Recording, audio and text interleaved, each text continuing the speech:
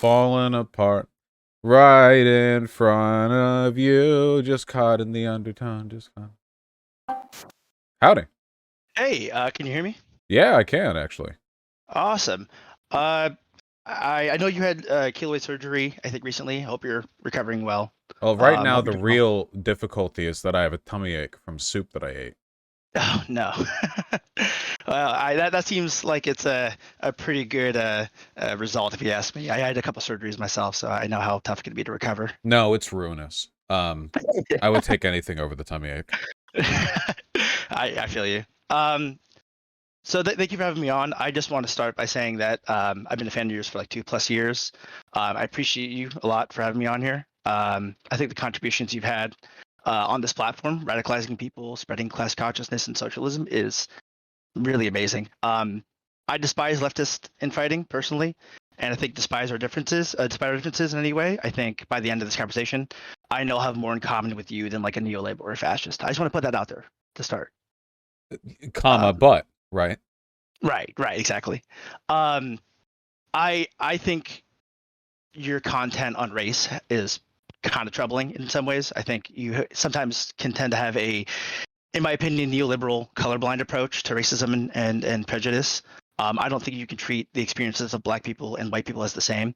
I know biologically racist practically means nothing, but as a social experience, and I think there are arbitrary racialized structures that have tangible impacts. Would you agree with that?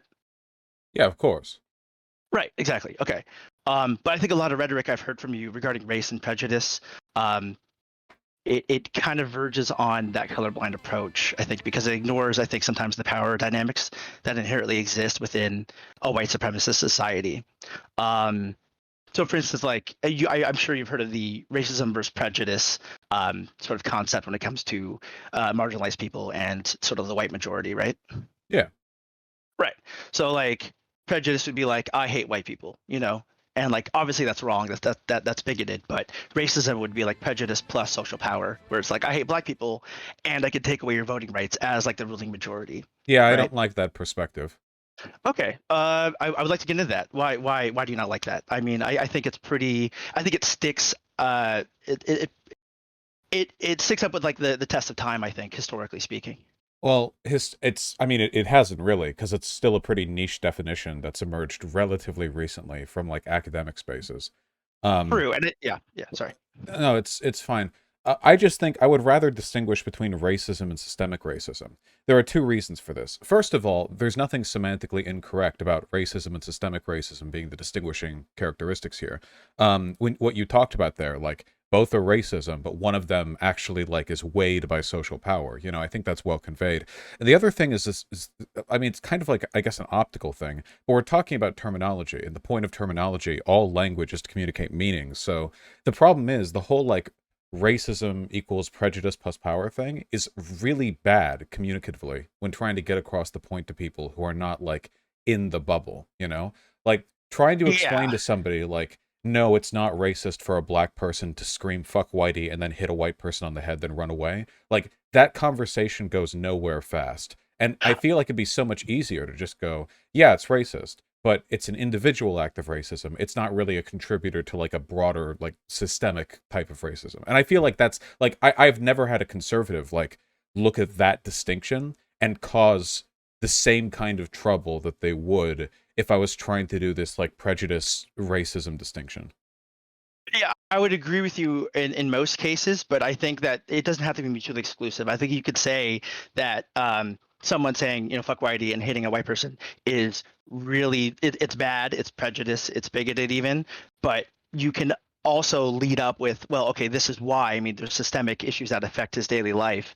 There is a structure that has told him and people like him that he is subhuman and that he should hate his own skin color, and of course like denies him opportunities left and right. So like I think that conversation can be had and still while still getting across the point that what he did was wrong. Yeah, but you can do that while still saying what he did was racist. It's literally a hate crime. The race Mhm. was the distinguishing factor there. But that doesn't take away from the Yeah. analysis. Like you can just say like, yeah, it's racist to run up and hit white people while screaming "fuck whitey," and then you can be like, okay, well, there are these other issues that are more, like racism isn't really defined by the rates of people running up to other people saying "fuck your race" than hitting them. Like, there's more to it than that. Um, but yeah, like I just don't feel there's any semantic meaning gained outside of like trying to technicality out the racism thing, like to try to like Right. yeah, make it harder to convey meaning. I'm not trying to remove the severity of, the act of committing a crime that's like racially motivated, of course. But I think when you say that, oh, that's racist, to something that a black person does, considering the context of the socioeconomic and racialized history, I think that kind of, in my opinion, I think sort of negates his experience or his or her No, experience. not at all. You can be a victim of racism and still be racist. I don't think it negates the experience at all. I don't think there's any relationship there at all. Like, there's no way in which it negates the experience. Like, I feel like that's a non-starter. They're not related, right? Like, the experience is there, and also it was a racist thing they did. But I don't think those contradict in any way. I think people would often conflate those things, though. Like I hear a ton of conservatives say like, "Oh, this is reverse racism," or not letting me revoke CRT from my school system. That is like some sort of reverse equated racism with like I like for instance like the social systemic issues. I think Those have people an aren't going to be enormous factor. I agree, but those people are not going to be brought over to the correct position by arguing that what that hypothetical black person did isn't racism. If you want to bring those people over, then you have to meet them where they are with the acknowledgement that it is racism, which is, true. And then you can be like, but here are the distinguishing characteristics. And I Okay. don't think this is a social issue that can be solved with a semantic redefinition of what racism is. And I haven't seen it ever convince like any people who have wrong positions on race issues. Mhm. I've never seen this work to like Right. enhance people's understanding of the issues. Often the opposite happens.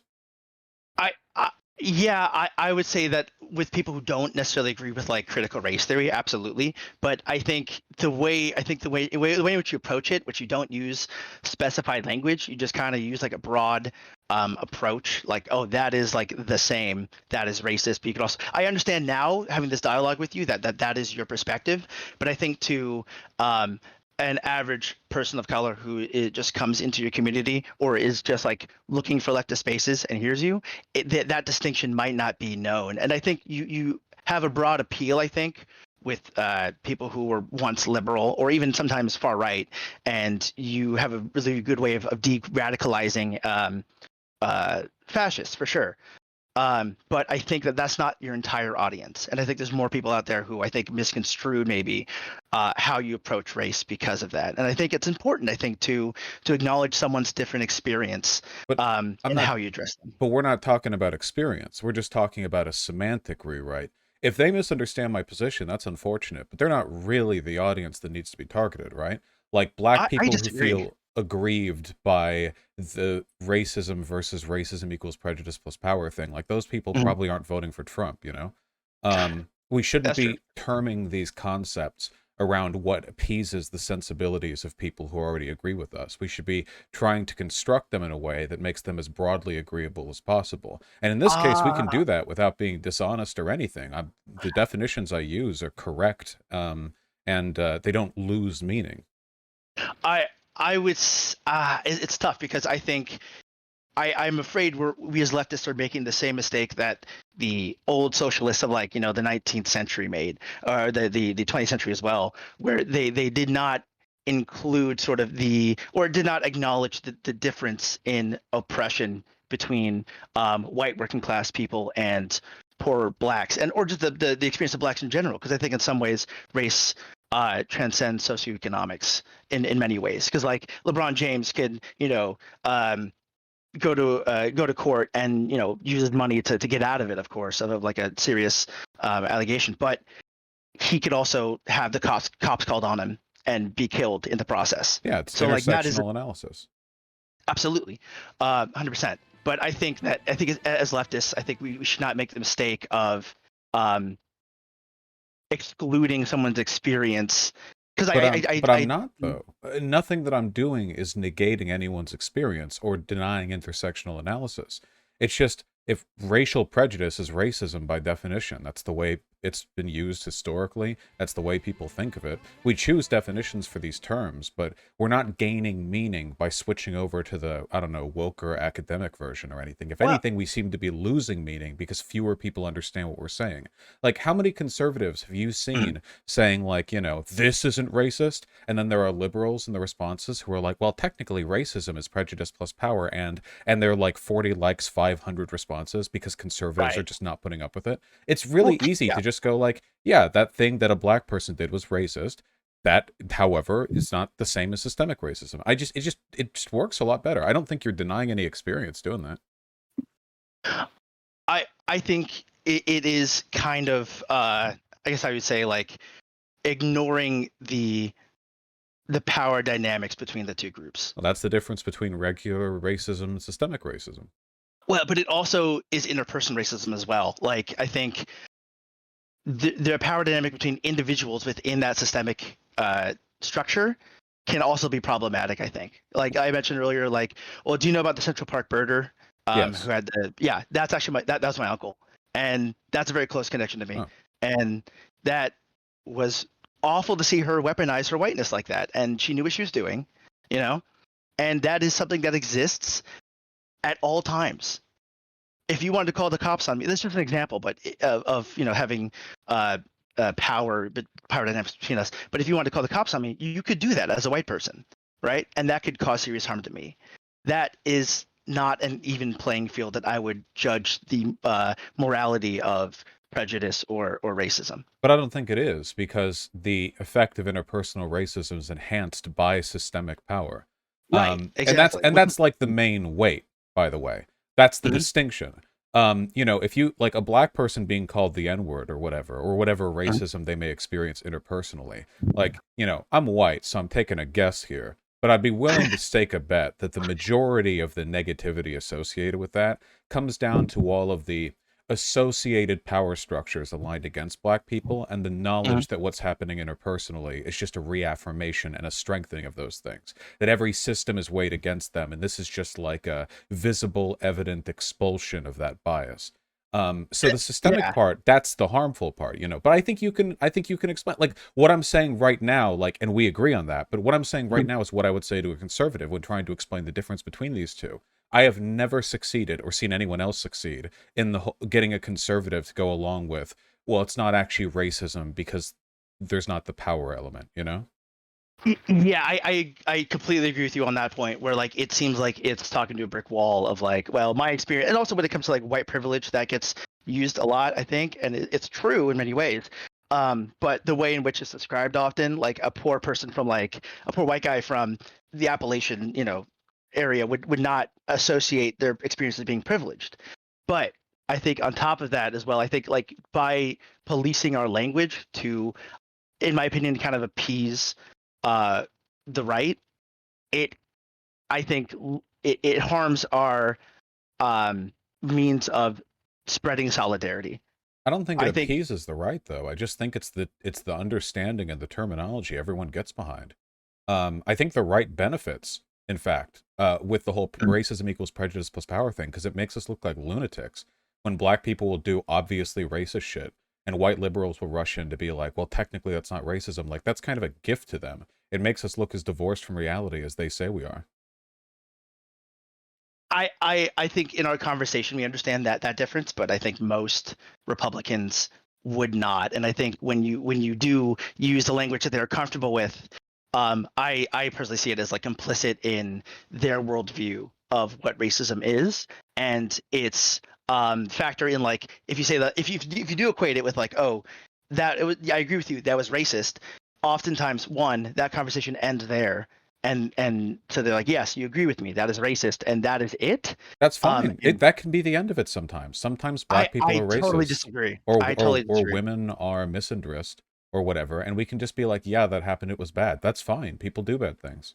Yeah, people do bad things, but I think the conditions that they're born from facilitate those actions. I don't think you can just say like, oh, he's racist and that's it. I can say, We that is a wrong act that is fueled by prejudice, but it is born from an experience of we unimaginable when you torment for 400 years. when you So pull it's out a sociological equivocation like that every time a minority does a bad thing, you make us look really bad.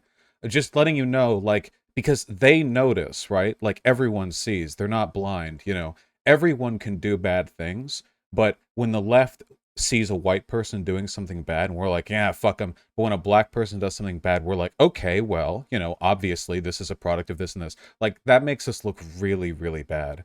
Because white people, like racist ass white people, also are what they are because of the social influences over which they had very little control. Even right. people who are at the top of the power hegemony are ultimately subject to forces that they have no control and very little understanding over.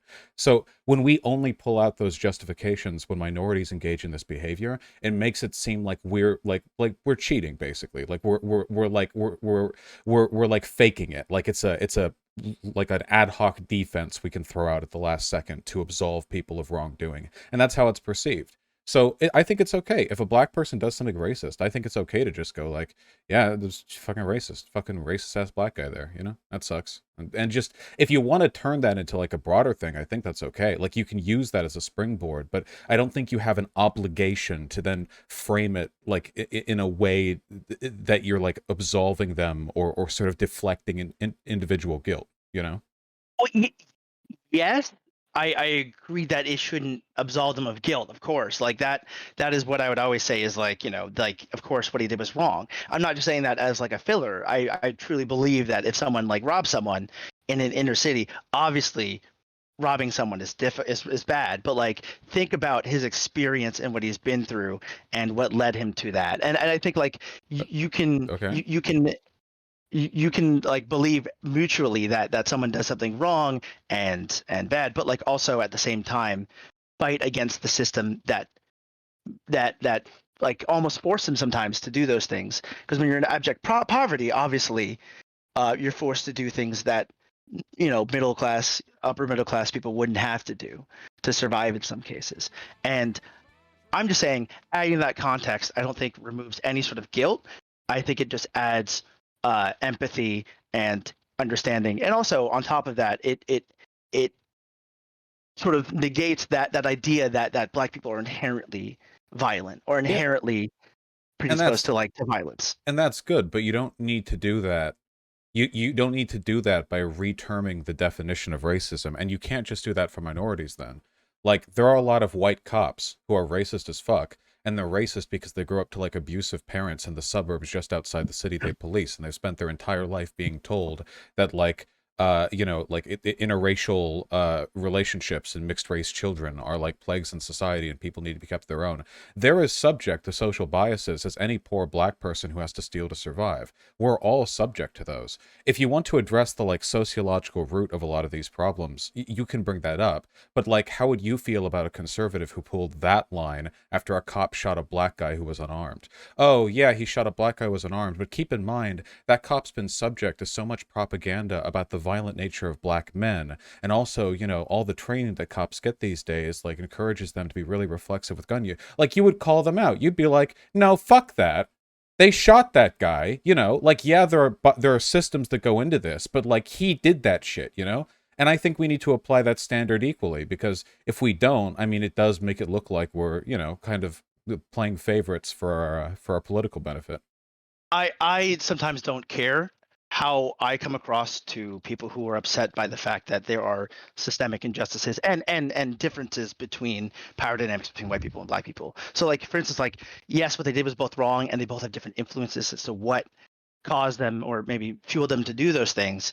But we're talking about like a legacy of socialization that is uh I try to describe like the structural. I meant like throughout history. I'm talking about like Levittown. So like his family, right? Levittown, GI Bill, black people were completely void from accessing the economy Hmm. for most of American history.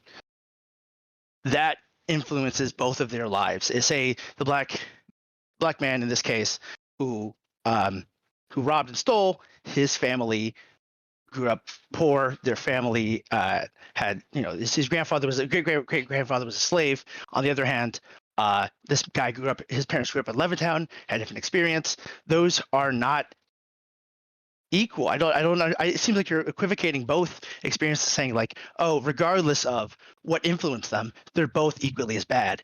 I don't agree with that. No, they're not equally as bad. They're equal in the sense that both of them are the explanations for why they are what they are. They're both equally powerful in influencing the behavior. Whether you're on top or on bottom of society, black or white, male or female, trans or cis, wealthy or poor, everyone on an individual level is subject to biases they have very little control over, to a Right. pretty comparable extent. When you're powerful, you can shape biases in others, but everyone, 95% of the people in power have like crazy daddy issues. Like everyone's just a psychological mess. Um, so when you're talking about these systemic issues, with black people or poverty or whatever, you're pulling that card, but pulling it exclusively to the benefit of minorities. This, like, well, let's only talk about this, like it's not racism, sure, that was bad, but let's do this. I feel like you're not really addressing the problem there, because at the end of the day, the problem is our inability to communicate these ideas effectively to the people who don't agree with us. And if you're using language that ostracizes or divides, or makes people feel like you're playing partisan games, you're less likely to do that. So But normally I'm not a fan of ceding ground, but I don't think we have to here, because you don't cede anything by saying, "Oh yeah, that was racist," and you can follow up from there if you want. I don't necessarily agree with that. I think because the outcomes are completely different. For instance, like uh, a black person robs someone.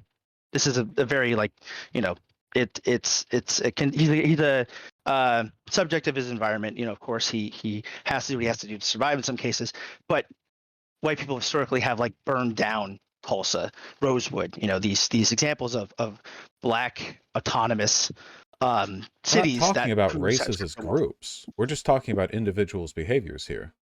but you can't separate the two. That is, I think you cannot separate those experiences from the broader history of race and racism, because they obviously intertwine at every moment, I think. It's not about ignoring the experiences. We're just talking about the experiences of the people involved here, though. If there's a white guy who did something bad, they're that white guy. They're not the white people who burned down Tulsa. If a black guy does No, something bad, they're that black guy, not all black people doing crime in America or whatever. no, of course not. But I think that the experiences of Tulsa and Rosewood um, imprint on all of us, of course, and that dynamic and that being allowed to happen with impunity impacts everything, I think, and it impacts the way we look at each other, the way we look at race, and that has been those are just two examples that's occurred throughout history. But I'm I'm not talking ignoring from that. I'm fine well, I talking about that. well, but you seem to divorce it from the interpersonal as opposed to influencing the interpersonal. No, well, I mean, it does influence the interpersonal. Right. Tulsa ain't happening interpersonally anymore because that happened like 100 years ago. But Um, the wealth disparity that created affected people, black people, I mean, these people run out of town. All of their wealth was liquidated, literally, and they were forced to leave and just be in utter poverty. And this happened throughout the South, throughout the North. So it that material change affects everybody. It affects the country. It affects the individual. It affects us now, even, of yeah, but course. being poor and having been victimized in the past doesn't mean that you can't be racist now. You can be bad and do bad things regardless of whatever bad things have happened to you or groups of people you belong to in the past. That's just part of life. I mean, if you take, like, you were talking about Appalachian coal miners before or whatever. Be Right. willing to Right. bet quite a few people who today are part of the Ku Klux Klan come from families that are, let's say, socioeconomically deprived. Um, probably a lot of shit stuff happened back then too. And is there a correlation between rural poverty and joining the Klan? Absolutely, undeniably, there is. But you can acknowledge that, but you don't have to do that in a way that shelves blame or anything. I've talked about stuff like that with the Nazis. A lot of Nazis these days in America are like Mhm. incel white boys who get picked up Right. on forums online by, like, essentially groomed by people who are looking for psychologically vulnerable young men with a poor sense of self-identity. That's something you could acknowledge. But then you can, well, they're still Nazis. So black guys, affected by the history of racism, great. But if they do a racism, they do something bad, I think it's fine to just go, yeah, that happened. That it was shit. There are black guys who do fucking drive-bys and gun downs in inner city areas because of, Right. gang activity. A lot of Right. sociological stuff plays into that. But man, you're not going to convince anyone out of racism by being like, okay, well, they screamed "fuck you, whitey" and shot a white guy from the car, but it's not racism. Let's talk about Tulsa. Like, you're not going to bring in anyone over on that. You have to lead in proper. Yeah, it was racism. No getting around it. It was bad. Um, but let's talk about why we're in this situation. And you Right. divorce it from the individual. You're like, okay, so why are we here? And then you can talk about the big stuff. Well, I guess how I approach this is like I take the big stuff and then I incorporate the individual because like I totally agree with you that like you can do both. At like what you just mentioned, like that exact sort of frame of mind and the steps you just took, absolutely. But I think it's vital to not forget because like poor white people and poor black people have so many commonalities, of course, and it's always been the objective of the ruling class, I'm sure, as you're aware, to divide white and black people by race, and that's always been the case since the inception of slavery, chattel slavery, I should say.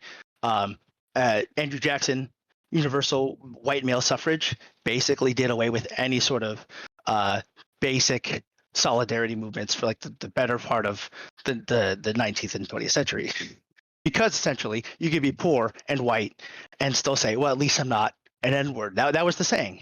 No, I And agree, but so, I ain't doing right. that. I'm just saying if there's, you're in mixed company, the left or whatever, and there's a black person there and they're being racist, I think it's fine to call that out. I don't think you're excluding. If anything, I think you're being inclusive there because you're holding black people and white people to the same standard on an ethical basis. I don't Yeah, want but to work alongside racists, so I think we should call out racism. well, well, okay. So if privilege exists, right, for white people and black people are, say that black person was resentful of that system and they lashed out in that way, I would I wouldn't say, oh, I don't want to associate with you. I'd say, listen, I understand, I get it, but obviously, well, it depends on what person I you're don't talking I about. don't get it. What the fuck does the existence of racism have to do with the moral justification for lashing out at a white person? I don't get that at all. I don't think I fit doesn't that I feel a think bit that patronizing? It's like, "Oh, no, you were racist, but you're you're black. So, I know it's tough to not do racisms, but you're just going to have to keep it in." Like, I don't know. They're adults. They can not be racist. no, okay. I think that I think it's patronizing at all. I think, or patronizing to say, it.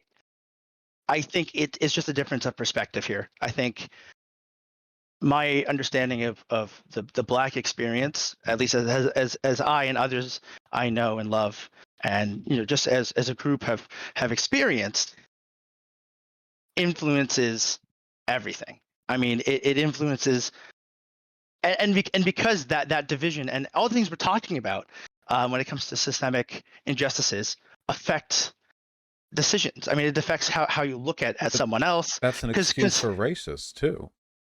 what? That's an What'd you say, excuse sir? for racists too.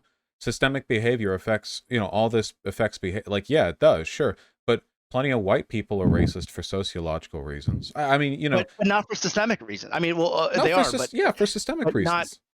But in the position of power, that's the difference. They are No, racist for systemic reasons, but for the relation of powers they even if have you're in over people of power, color. even if you're in power socially, that doesn't mean that you have more power over the systems that affect you.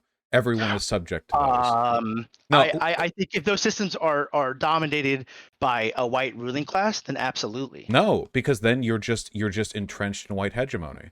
The fact that you're a part of That's the been what, being most wait of American history, though. being part of the dominant group doesn't mean you're less susceptible to the propaganda of the dominant group. In fact, Uh, oftentimes it's the opposite, where dissident movements and dissident thought are more prominent outside the hegemon. Within the hegemon, you have the greatest degree of conformity. right. So if the argument is black people just do the oopsie whoopsie racism because they're being they've been subjected to bigotry and it affects them. I mean, white people have been subjected to things with equal strength that may lead them to being racist, but I don't think you can like absolve behavior on account of that. I never once said that I absolve behavior. That I've actually tried to do You the I mean, you opposite. kind of said, like you'd go to them and you're like, I understand why you did this. Like you would Right, never because do you've that been for a white subjugated racist. for 400. Absolutely not, because their systemic situation or the effects of systemic racism are not the same. They're benefited by the system. People of color are not. It's as simple as that. But they're And both their subject to experience, the ideology from the system, no? right, but the outcomes are completely different for both of them because of their position of power.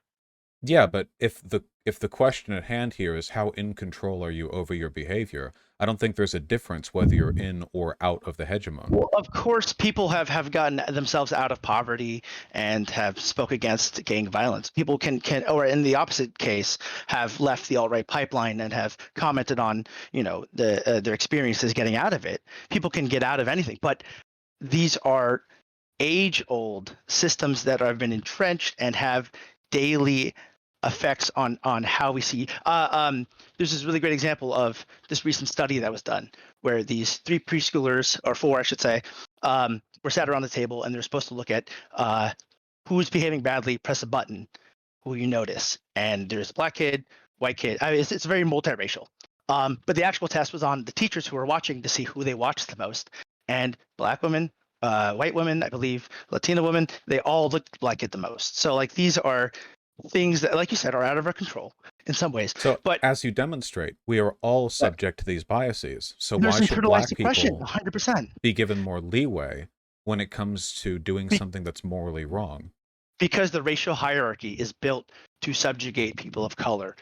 That is what it's built for. I mean, if you look at, I'm going to say historically again, you have white people, WASPs at the top, black people at the bottom. Every other racial group that has been in the United States was judged based on their distance to and from whiteness and from blackness. So So wait, the Irish, for instance. with respect, you keep answering Mhm. questions that I'm not. I know this. I'm aware of Right, the hegemony of white supremacy. right. What you're not getting is I don't care. What matters to me is culpability for one's own behavior, a sense in which we are all equal. Black and white people, whether they are victim or victor, on top or on bottom, hegemony or not, we're all responsible for our behavior to an equal degree because we're all I, subject to the same. See, if you disagree with that, then that is by definition patronizing because you're saying oh black no, people are less in control of themselves. I'm not saying that at all. I'm just saying that it's easy for you to say that as someone who has not experienced what people of color have Sure, it experienced. is. I think exactly, and I think that It's that's the easy problem is because that, it's right. huh? It's easy because it's right. We're all equally culpable for our behavior. This is a very basic, like But moral. that's the same shit liberals say, where they say like, oh, we're all the same. Uh, you know, uh, we racism does not exist. I did not say Uh, racism doesn't exist, and frankly, right. liberals don't either. The all I'm saying is that we're all equally responsible for our behavior, which I fully believe. Yeah. Otherwise, you know which groups we don't think that of? The mentally handicapped and children. Those are the two groups that get deferred sentencing and lighter sentences for the same crimes. But as long as we've agreed, that black and white people are equals, at least in principle, not socially, we have to acknowledge that we're all equally responsible for the consequences of our behavior. And as long as that's the case, I think it's okay to impugn a person of color for racism, just the way you would a white person, even if the consequences or outcomes are different. Like that's like saying it's okay if like a girl in a relationship throws a knife out of anger Mhm. more so than a Right. guy because a guy Right. could throw it harder. Like, well, no, in both I believe cases that. they're But both throwing a knife. right. But in that case, though, I mean, like men commit more violence against women domestically than I believe the Well, opposite. I mean, black people commit more violent crimes, so let's not go that road. It doesn't matter. They're both responsible for their behavior. They both threw the knife. That's not good. mhm. I completely agree, but I think there's exterior arbitrary factors that influence that, and that should be taken into account whenever you make any sort of moral judgment. I mean, like if a black person killed a Klan member, right? You wouldn't say oh man, you murdered someone. Like you would not hold that to the same We're not talking moral about Klan equivalency. members here. We're talking about just regular white people and black people. But if a white person screamed "fuck black Wait, people" and but stabbed a black wait. person to death, or a black person did "fuck white people" and stabbed a white person to death, I would say those are morally equal. Yes. Oh, wait a second though. But you make that distinction between a clan member and greater society. But I would obviously disagree with that, and I would say that we live in a white supremacist structure that is that while it influences white people into believing that on some degree, I believe that white people are superior and should run things. I mean, like that's just how it's been for But what? No, centuries, and I wait. think that What does still that is. have to do with a person's decision to just up and stab someone to death based on their race? It's bad to do that. It's a hate crime. It's murder either way. Um, I don't think it's more permissible. Like what you're arguing for right now is patronizing because you're essentially arguing for a lesser degree of culpability for all bad behavior done by people of color, No, which I would say equal culpability, but the you have to correct the the um the oppressive system into that making it equal. So you're black not people get worse correcting for it sentences. by being more permissive to white people getting stabbed to death. I'm saying that well, that person would still get charged. I'm saying that they wouldn't be held accountable for their crime. I'm just saying on a interpersonal level, I would understand the rage that would come behind that. I wouldn't say that they would be any less guilty of that crime. No, okay, you can understand it in a sociological sense, but there's Right. no rational justification. But you can understand anti-black racism from a sociological sense. From a sociological sense, you can Absolutely. understand Nazi, the Holocaust, everything. Right. The point Right. of sociological analysis of people's behavior is to understand the systems that led them to that point.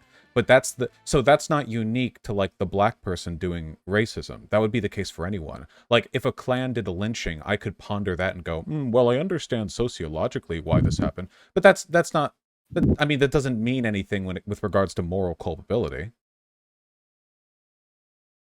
Yes, I agree with that. I do agree. Um, I personally think that like someone who okay, I think we're getting a little lost in semantics a little bit because I think we both agree to some degree that someone who commits a crime should be punished for that crime, right? And they both may be influenced by that systemic oppression in either way, in either direction, and that might have a awful outcome. But I'm not like denying the validity of pointing out that we live in a biased system because we do, and I right, talk about that all the time. It's just when it comes down to people's interpersonal behaviors, what they actually do as an individual. I don't think being a part of the oppressed group gets you a get out of jail free card when it comes to prejudice. but in fact, I sorry, think there's a lot of problems with that approach. I've never advocated for someone getting an out of jail free card, and I don't think understanding someone's experience under an oppressive uh, system in this country is patronizing in any way. I completely disagree with that notion. But understand because you're using understanding differently here. Because I can understand the arguments Nazis make when they write their Right, manifestos before doing a right. mass shooting. But you would never say like, "Oh, yeah, the Christchurch shooting was bad, but I understand why they did that." Like you wouldn't say that. You're using understanding with two different definitions, and you're like subtly replacing one for the other to avoid acknowledging the difference here. Because when you say understanding, what you mean is in a sense that absolves or mitigates blame. And when I say understanding, I just mean like analysis. Right, and I think it's because of the difference in perspective. I think I have more empathy. I think for a person of color who is in a really awful situation than I do a than someone who has benefited from the power structure in ways that they might not understand, but still have benefited. Like, this country was made for white people from the beginning, and it was never made to enfranchise or make people of color citizens in any way, shape, or form. But I don't think that means you can run around murdering white people. Well, of course not, but But you have more empathy for it. yeah, like I have more empathy for people like the Haitian Revolution, for instance, right? They But ran they but around murdering white people who were actively enslaving them. But And that was that, a slave well, rebellion that yeah, that is was a justified. slave rebellion. Right. What do you think We're black not, liberation movements are, though? Like I mean, the same thing with like not the Black slave Panther Party. liberation. Well, but in a sense, yes, I think that that's what if you read Revolutionary Suicide, anything by Huey P. Newton, honestly, or Angela Davis, they talk about black liberation as a form of a slave revolt We're against. not, the white people in this country are not Mhm, slavers by virtue of their race. I'm not impugning John Brown here. You can, if mhm.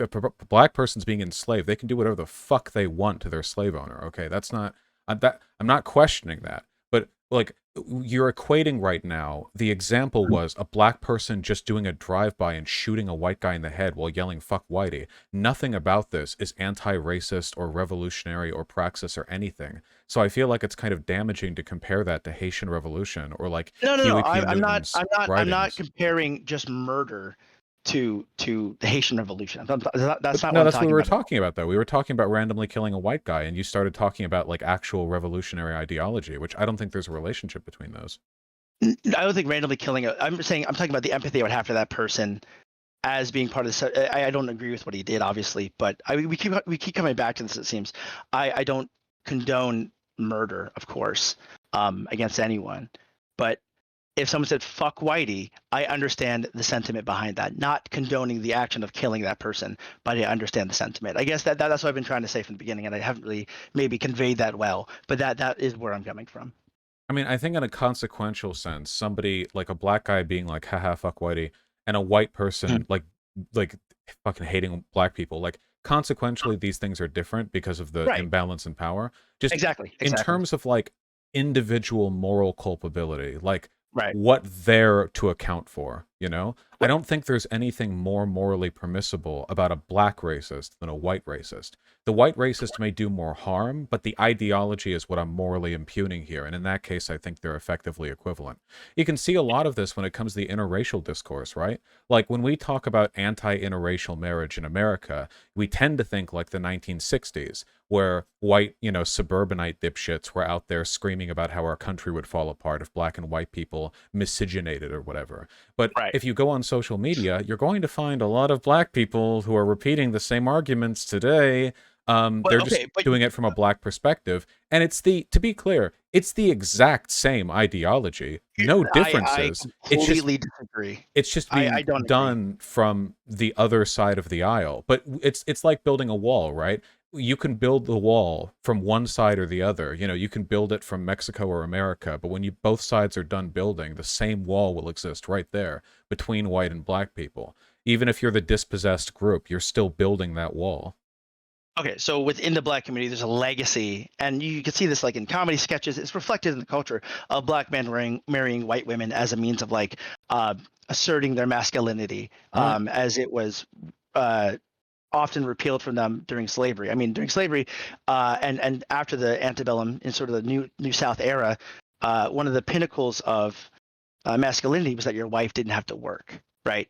You can go out and make everything work, and she is at home in the domestic sphere. For black women, that was not the case for most of this country's history. They were in other white women's homes working for them. They had to work. That was emasculating for a lot of black men in history. And a means of reclaiming that masculinity was often marrying white women. And that also came with a lot of self-hatred and a lot of hatred of black women. And it's a shameful part, I think, of the black experience. I think the resistance to interracial marriage for I would say most black people is a resistance to internalized hatred and that legacy of internalized hatred rather than the same pseudo-scientific sort of like racial theory of most white supremacists who believe that white genes are superior. I know I've heard definitely some like fringe black people who said like, oh, black genes are superior. Obviously that's like racial science, but I would not say that that's even close to the majority of people of color. It sounds like there are a lot of problems there that should be fixed, none of which are the ability for people to have interracial relationships. Like when I see people, black people, talking about Mhm. this, they're not talking about, oh, we need to address this broader issue of class imbalances being reified through white women not having to work, but black women having to work. Like, they're not talking about that, okay? They're giving interracial couples the same shit that white They, people do wait, hold on. when That they're they may not be racist. talking about that and using that in their arguments, but that is absolutely the history that has influenced them. I mean, you So can justify it they might however not you cite want. it.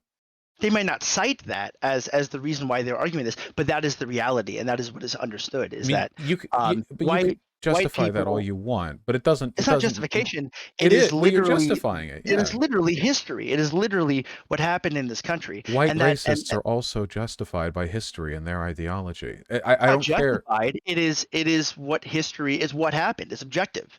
Wait, we're This not. is Wait, let's not is-ought conflate here. I acknowledge the racism. However, you shouldn't run around shaming interracial couples, no matter your absolutely not. justification. Absolutely not. Absolutely not. I'm not condoning that. I'm just saying that I from the beginning of this conversation, I said that you seem to conflate these two when they are not on equal ground, and I think there's a legacy there that we have to that has a specific connotation with black people as it does with white people, and it's not the same language. It's not the same pseudoscience of racial genes for the most part. The Hotep types Yeah, do the but that's pseudoscience a lot. that is Um, fringe, though. That is fringe. um, As opposed to majority of white people, like 48% of white people in this country believing that interracial marriage should be illegal.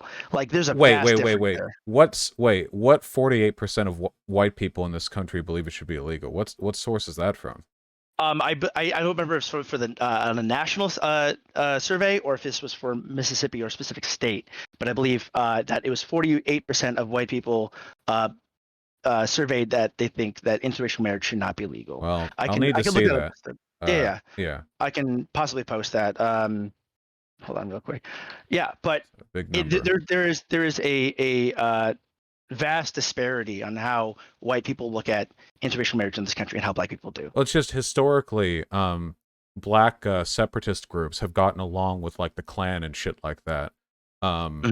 and work towards the same ends. It seems like whenever, like, historically, the movements from black and from white people that oppose interracial marriage have a tendency to shake hands on specific issues. Uh, At the the end of the same way that day, the Nazis and the Soviet Union shook hands, in a sense that like but I we are think they're both enemies. fascists. I do not agree at all. I That's don't see, think that's that a that bad example goal. because I don't think there's that much of a difference ideologically between those two nations. Oh, I completely do. I think black nationalism, in a society in which you've been repressed and subjugated, I think it's necessary to have spaces in which you can feel safe and cultivate wealth autonomously. I mean, would you agree with that? If you've been denied access to the economy, if you've been racially, if you have racial violence exacted upon you and you have no political power whatsoever, wouldn't you create a space where you would be safe for that? Yeah, Wouldn't you like remove you can yourself? buy a Right. house and then you can only But marry you other black can't. people. Most people in America could not, black people could not own land. This is another thing Well, too. wait, right now they can. We're talking like We're not, right now we're talking about what we want right now. And right but now, oh, no, I don't. right now what I want is I don't want people to be segregated. Of course, I think we should have integrated movements. I believe we should have obviously like the Rainbow Coalition was. I think we should revive that in many ways because I think we all have commonalities, of course, but that has to come with the addressing. I think tangibly the the differences in the outcomes for both groups, Sure. and those outcomes. I don't think you Sorry. should do that with your separate group spaces or whatever. I don't know what exactly you mean by that. Like you mean segregated areas or housings? No. So the I think many people misunderstand black nationalism as a concept. I think Well, I'm pro black historically speaking, nationalism, but right. Black not black nationalism doesn't mean separatism. no, 100%. I agree with that. I don't believe in resegregating ourselves, but I think black nationalism specifically doesn't say no white people. It just means for the first time in history, black people would be able to interact with white people on their terms with economic and political power. What does that mean And when you say that? what part of that?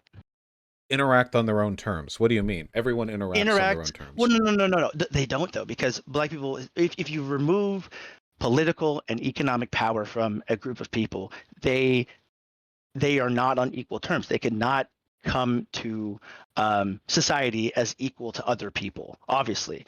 But if you can grow your own political and economic power, you can interact with white people on your terms, on what's acceptable. And like it has been the opposite for most of history. That Black people have always had to interact in hostile white spaces for centuries, and not had any sort of opportunity to feel safe in their own environment. No, I get that, but Right. like specifically, what do you mean interact on your own terms? So like you can choose the environments which you want to be in. You can like, so for instance, like you would include white leftists in your Black nationalist nation because obviously they also want the same thing you do, like Black liberation. Like that's always been a factor of socialism, is that it inherent to socialism is Black liberation, and of course liberation of racial minorities and ethnic minorities and uh, different sexualities, and But what do of you course mean it's liberate? Because liberation period. if all you're talking about is like black nationalism, spaces interact on their own terms, we mean like you start advocacy groups for black issues. You can already do that today. I don't know what specific steps forward you mean that would be more controversial. I mean, even Oh, like conservatives have black advocacy groups for their own stupid reasons.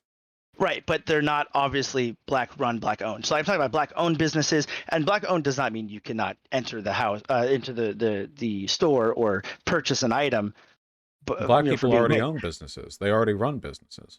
100%, but it's not centralized into a movement for Black liberation, for one, and two, it has been obviously very difficult for Black people to build wealth, and those businesses, while there and while amazing, um, do not constitute a majority or even like a large amount, by any sort of metric. I think that there is that pool of Black owned businesses is very small. I think because historically of the repression. I get that, but this is the more black CEOs neoliberal argument for racial liberation. I mean, I it's don't agree with that at all. I think it's I mean, it's not like undesirable. I agree it's preferable to a system in which right, it's overwhelmingly like white people on top. Um right.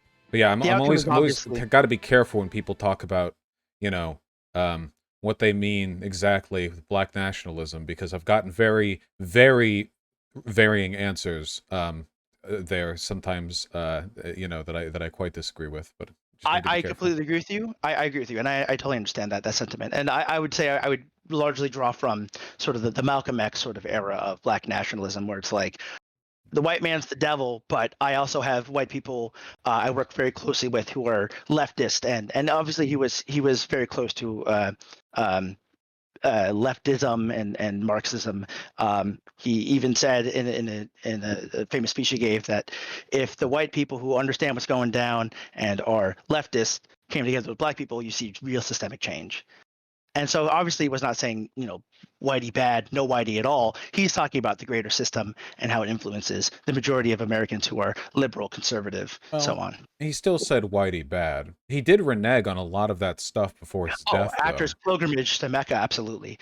But he did not compromise on the necessity for Black spaces to be run and owned and on the terms of other Black people because of the legacy, of course, of separation from Black people from the economy, from political power, so on and so forth, often Sure. I through just don't think violence. we have to hate white people or nothing. I know a A couple of hundred white percent. people. I don't hate white people. My dad is white. I'm multiracial. So I don't hate white people at all. Um, I just think that my dad is also Canadian. He has a lot of Canadian ancestry, and Oh, they've so done not some. really white. Exactly. Um, and I'm sure that in uh, their lineage, they've done some horrific things in regards to the indigenous populations of Canada and North America.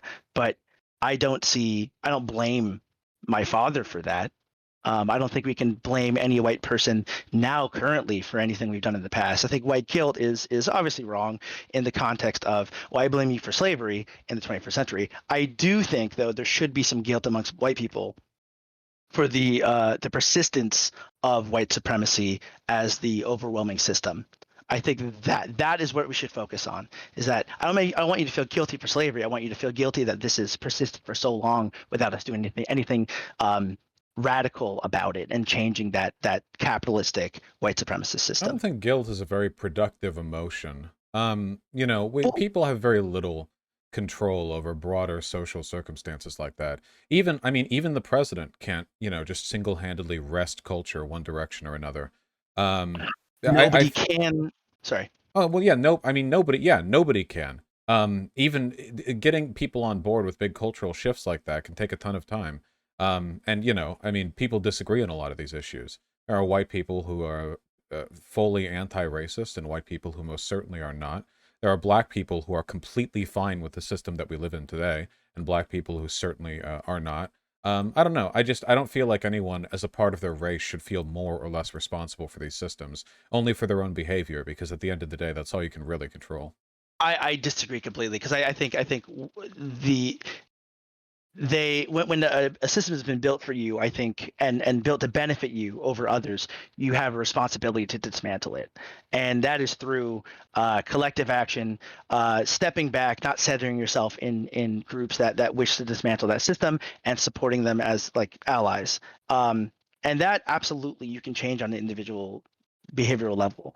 I mean, you might not be able to do much about the system as an individual, but when you obviously collectivize, you can do something about it. I think that's what's most important is that uh, you can oppose that system that benefits you 100%. Yeah, sure, but I don't think that it has to be a guilt thing. You can just make a moral Oh, argument for it. You can I, just say, yeah, I I think people, mm, but I would say that to black people too. See, again, I wouldn't distinguish here if you're a beneficiary of the system. If a black person is not contributing appropriately to the, the fight against white supremacy, I think you're just as right to call them out for it, as if a white person wasn't.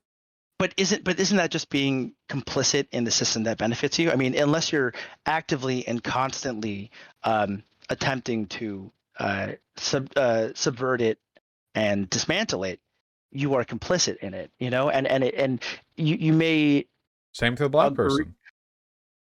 Well, yeah, but I think the modus operandi is on the white ruling class who have all.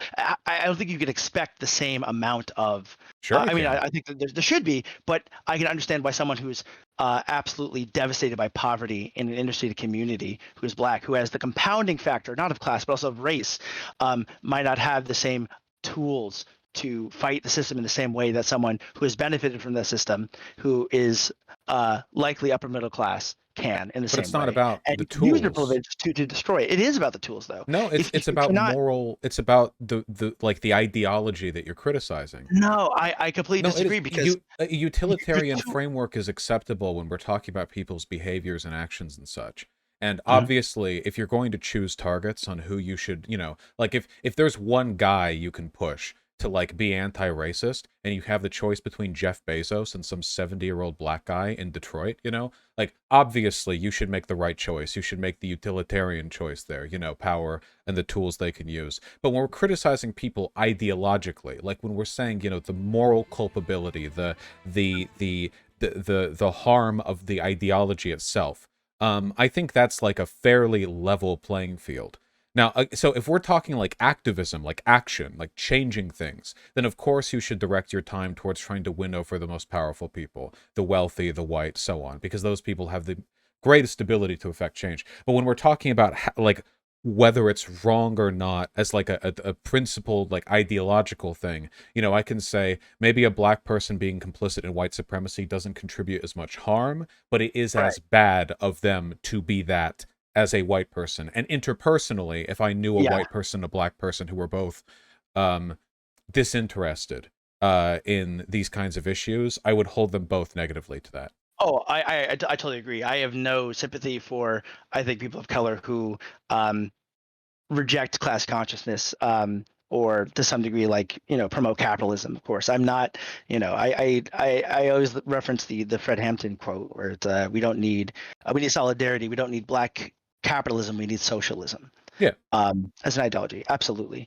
Uh, but I don't think that changes the fact that white people hold, and this is like poor, to a lesser degree, of course, but also just in general, those upper middle class, rich, have the power to change the system in so many meaningful ways that I think black people just don't have access to in many ways, short of violent revolution, of course. I don't know if I agree with that. That feels like a what is that? What do they call that? Black pessimism. I don't know if I agree with that position. Still, it's not always about what you can actually do to change things. It's about the ideology you hold. Ideology, it spreads person to person, system to system. Mhm. I think it's Yeah. important for everyone to feel on board. You want everyone to participate in the dissemination of an ideology. I don't think it makes much sense to like interpersonally weigh it or to go like, okay, well, I think white people should feel guilty for being complicit. I think that trying to push for, you can call it race blindness if you want, but I unironically do think it's better for the dissemination of an ideology to do so in a race blind manner. If something's good, it should be good for everyone. If you're making a moral argument, that moral argument applies to everyone. You do nothing but divide the movement and create culture war bickering. I uh don't know because I think sorry, I didn't mean to interrupt. no, it's fine. I was gonna say that I don't materially black working class people and white working class people have different needs. Simply because the way that they've been treated along racial lines is not the same, even though they're part of the same class. And so I think I definitely disagree with that. Well, they may have different needs in terms of what racial problems they need amended, but if you're Right. making a moral argument for an ideology, that applies to both of them. Yeah. Oh, absolutely. I'm not talking about moral. I think I'm just talking about material. In many cases, but morally, I completely agree when it comes to ideology that we should hold everyone to the same standard of, black liberation and leftism and class consciousness. Yeah, sure. But yeah, I think all this is cut down with, Whitey's the devil. White people should feel guilty for X or Y. Oh, when a black person shoots a white guy, says fuck Whitey, it's prejudice, not racism. I think all this stuff really weighs down the conversation in ways that can make it really, really difficult for people to get on board with with fighting against these systems. And as much as we don't want to be complicit, we will obviously need to word our arguments in a way that most people will be receptive to. Otherwise, we have no chance Yeah. in affecting any of these changes. Right, right, and I like the thing I want most, I think, is to get all of those blue collar um, Trump voters from like Pennsylvania, the post industrial Rust Belt to understand that they have more in common with someone who's poor and black than they do with Trump, who's the epitome of capitalist greed. And the best way to do that, I understand, is like through making um, connections when it comes to how class affects both. But I think without the understanding of, oh, racially, I have power over this person under the system, that leads to an unequal outcome. Yeah, you're never going to get them on that ever. You're never going to get them on that. The But it's key, true. no, it But doesn't it's matter what. It true. doesn't matter whether it's true or not. That's But how do that's you? irrelevant. In fact, the last thing, if you want to bring those people over, the last thing you want to do is make them feel like they're wrong for having not already agreed with you. When you bring in all this guilt weight, all this, oh, my bias affects me, this or that, no one's going to convert to an ideology where there's original sin attached, which is exactly what lefties talk about when they talk about checking their privilege, this, that, the other. The goal is to Mhm. reframe an existing moral position they hold. And most people, even conservatives, are anti-racism in their minds. Their definition of racism and what is and isn't Right. It's racist is different. super warped. Yeah, yeah, yeah. So Right. they're Right. like they're anti-racist because they think we already live in a meritocracy. Right. So Exactly. right, Exactly. critical race theory is racist, but like white people running the show at the Fortune 500 is just because our culture is better. In their Right. mind, that's meritocracy. But if you challenge that with this, like, oh, you're culpable, the weight of your privilege bears upon you, you must take extra burden to compensate for, they'll never get on board with that. You just have to try to rewire their existing biases and frustrations in a way that makes them more aligned with our own. So I agree. yeah, yeah, 100%. yeah, and that's really difficult to do. It's also nearly impossible to do on race issues. The best way to Right. do it is through class issues, because Right. most people in America have this bereaved sense of, like they're being fucked over by some group of powerful people. It's Right. just for conservatives, it's like Hollywood and the liberal elite. And And the Nancy Pelosi's fucking them over as opposed to the system of the system exactly, itself. yeah. So historically, that's been the most effective vector by which people can be moved over. Better that than them being moved over by, I don't know, the Jewish question, which is the other Right. big direction people go when they're told that a group of powerful elites control their lives. But that's the approach that I think works best, and that's why I think Yeah. there's been so much friction between liberal academic types and I guess what I'd like kind of jokingly call the silent majority in America, because these Mhm. people are not respected outside their academic groups. Absolutely. Um, I agree with almost all of that. I think for sure and it's really fascinating too because Republicans will look over to um, black people and be like, oh, join with us. We're part of we're going against the establishment. And they genuinely want to forge connections between everyone. I see so many comments of conservatives saying like this they're almost there. Like that radical revolutionary rhetoric is there, and they're so close to understanding that it is capitalism that is systemically oppressing them, and not the democratic establishment. Or it is, but like not in the same way Well, that right, they yeah, think. in a different way though. No, yeah, I Right. agree. That's the difficult work. It's why they killed. It's why the feds killed Fred Hampton, At because he Hampton, was yep. effective at blending racial radicalism with Right. anti-capitalist rhetoric that united Right. people. Yeah, he was very dangerous to them. Yeah, Malcolm so X too, yeah. and MLK. MLK was at the strike. He was at the Mississippi strike, not Tennessee strike, I believe. And that is what killed him. I think was him bringing together the classes as opposed to, you know, just speaking on behalf of racial equality. He was also speaking on class unification as well, Oh yeah, for for sure. sure. Yeah. Um, well, shit, it's been a clean hour. I Yeah. feel like we've done the dance and had a good time. I agree. I hope that we come to an equal understanding. I definitely came out of this agreeing with you. I think, for the most part, I think it's just like for me, I think it's the perspective that I've had in my life that colors how it's very, very Ah. emotional. I think for me. No, I completely understand. I also don't think our disagreements are really like that severe at all.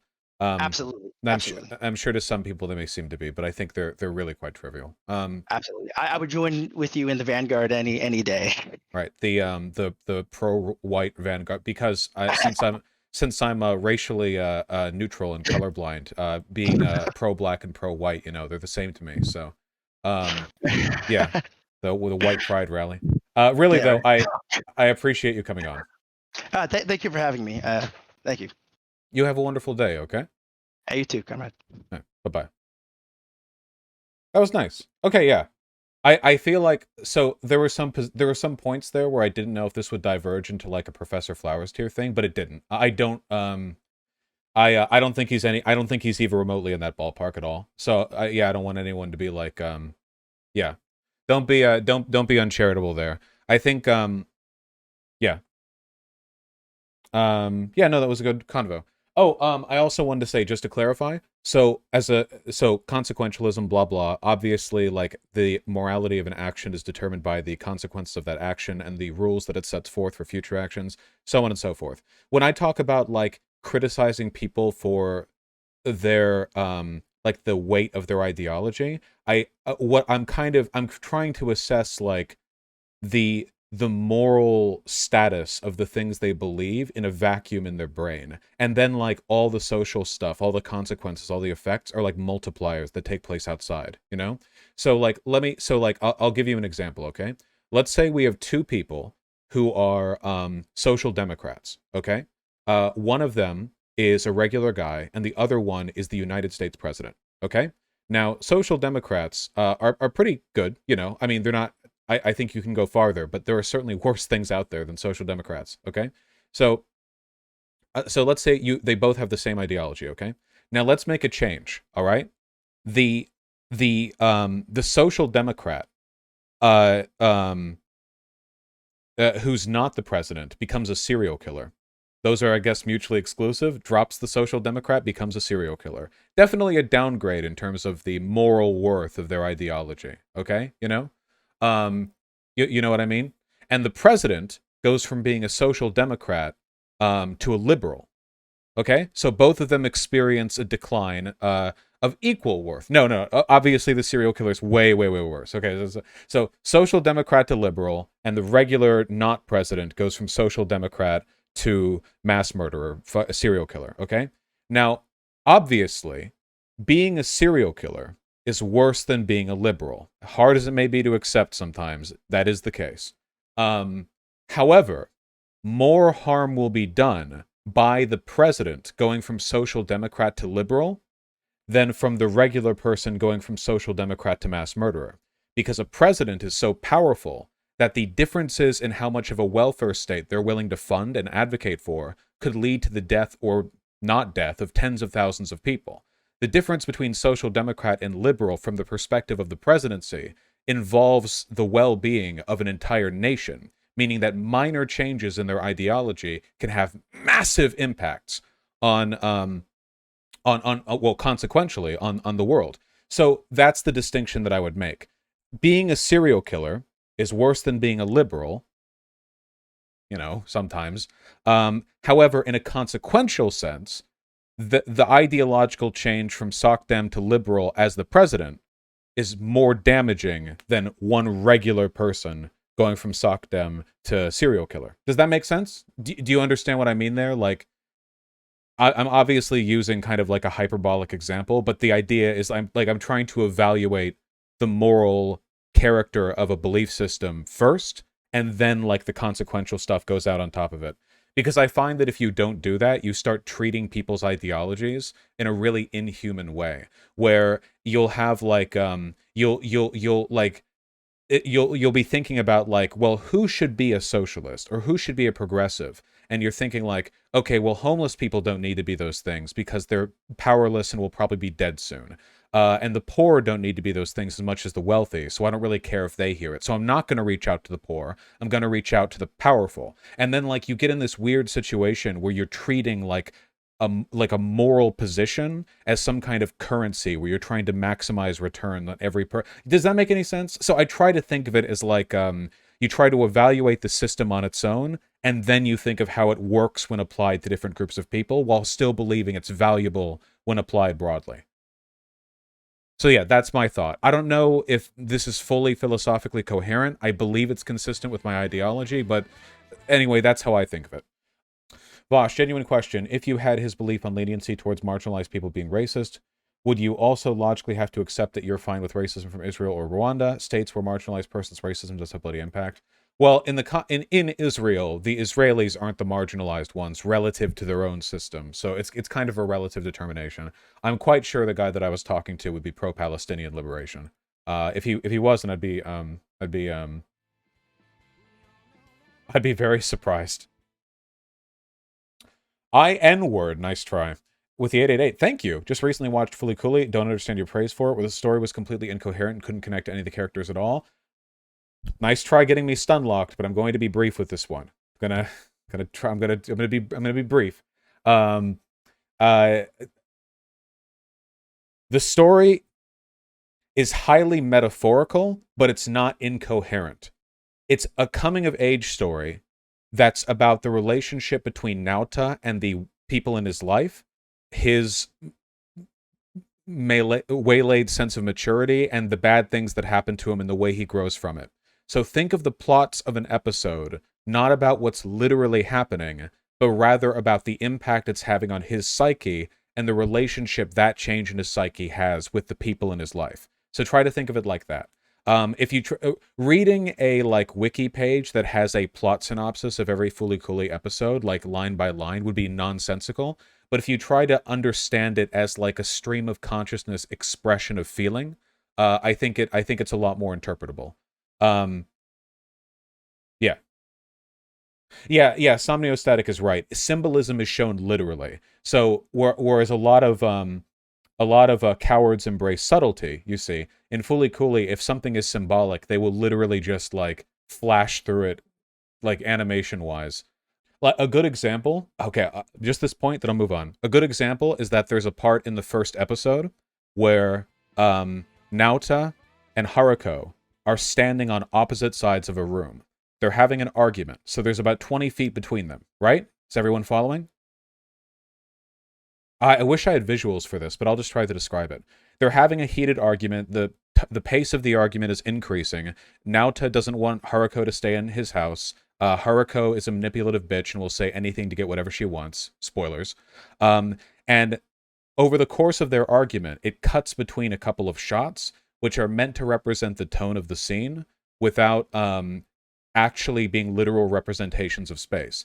So there are very flat, like very quick flashes where Haruko is all of a sudden right in front of Naota with a hand on his shoulder, or where he's decapitated and holding his head, or where like he's slumped to the ground, like flat, like 2 frames, 3 frames in the middle of the conversation, and that's not literally happening. It's a visual metaphor to describe the way they feel in the scene, namely that Haruko is manipulative, yeah, and that he feels cornered by her. So even though they're physically on opposite sides of the room, you know, to key you in on how he feels, there might be a flash of a scene where she's standing over him, looking down leeringly, and then it's back to where they are on the opposite sides of the room. And I really like stuff like that because subtlety is for cowards, and I think you can do a lot of interesting stuff when you're willing to be literal with your symbolism. Yeah, it shows them discussing it. Ah, fuck, wait, if I just went, could I not just find that? Fooly Cooley episode 1. It's so old, it's probably on YouTube, right? But I can't play it because I'll get copyright striked. But it's probably like 3/4 of the way through the episode, if I remember correctly. No, 2/3? Okay, there. Right there. I'm literally just going to show it with no audio, but this is exactly what I mean, okay? They're having an argument on opposite sides of the room. Dub, that's just what I found when I searched it. Also, the Fooly Cooley dub is great, okay? They're having an argument on opposite sides of the room, and there's a scene where she reaches to try to touch the bandage on his head, and he slaps her hand away in a second. And then he yells at her, but they're on opposite sides of the room. She never actually got near him. It was a way of indicating that, like, she was trying to, like she was being, like, possessive and overbearing. But, yeah, just that kind of thing. Does that make sense? The scenes, every episode of Fooly Cooley is full of shit like that. I get it, but I don't know how to feel about it. That's fine. It's a particular style. There are just very few pieces of media that do that, and I wish more of them were willing to, you know? Especially because in animation, you can do a lot of really, really cool stuff. And people, the suspension of disbelief is a lot, like, higher for animation because you can do, like, wacky squash and stretch kind of stuff. Like, people are willing to be more interpretive when it comes to animation, necessarily. And you can, like, if you're willing to do it, you can get away with so much. And make it good. Could you think of another example? In Fooly Cooley? Okay, I'm not going to show it, but, like, there's an entire episode where Haruko replaces Naota's dad with a robot of Naota's dad so that she can seduce Naota's dad, but the robot of Naota's dad. And then Naota finds his actual dad covered in cockroaches in a kitchen cupboard. It's a whole thing. Didn't you say you wouldn't get stun locked? It's my favorite anime, okay? Alright, fine, alright. That shit confused me when I was little. Well, it's very confusingly laid out, yeah, but it's also, you know, it's good. It's good. Alright, Biden speech. C-SPAN, let's go! Yeah, a lot of trigger shit is like that as well. I mean, who here has watched Kill la Kill? You know how Mako will jump into a scene, and then a spotlight will appear on her, and you'll hear the hallelujah, and she'll start, like, rambling about how people should be nicer to Ryuko, and there will be takoyaki, that kind of stuff. Like, obviously, it's not really happening, you know, it's just, yeah. That's just Looney Tunes 101. Yeah, and the Looney Tunes was really good. Looney Tunes was great. I hate this modern era of animation with, like, in the West especially, with its tweening and its, like, relative literalism. You know, I am totally okay with deliberate wacky abstraction, even if it comes across as kind of corny or overbearing or, like, even poorly executed sometimes, because at least it's interesting. All right.